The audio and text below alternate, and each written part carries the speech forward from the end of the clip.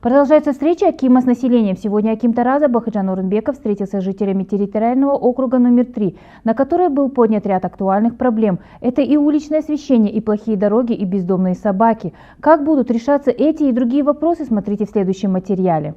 На совещании главный инспектор территориального округа отметил проделанную работу, а также ряд нерешенных проблем. Согласно отчету, в 2023 году по программе модернизации ЖКХ проведен капитальный ремонт домов номер 1, 3, 7, 9, 6 на телецентре, а также работы по уличному освещению. Совместно с отделом городской архитектуры на территории изъято 5 незаконно расположенных киосков, также незаконная реклама. Беспокоит на сегодня местных жителей проблема с бездомными собаками.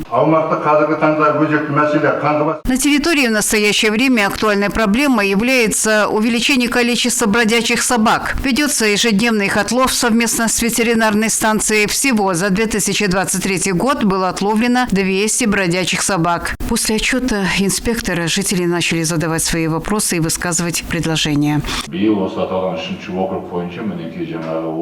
В этом году по данному округу будут проведены работы по 10 улицам, в том числе в 3 переулках. Пройдут работы по асфальтированию дорог. Конечно, все в одном этом году не успеем. В 2022 на территории города не было асфальтового покрытия на 550 улицах. В прошлом году было запланировано 118 улиц. С конца года мы заасфальтировали 146 улиц. В завершении встречи Аким Тараза по каждому поднятому вопросу и проблеме дал конкретные поручения. Кулеш Умурзакова, Адель Сайлаубеков, Азамат Бескенов, 77 News.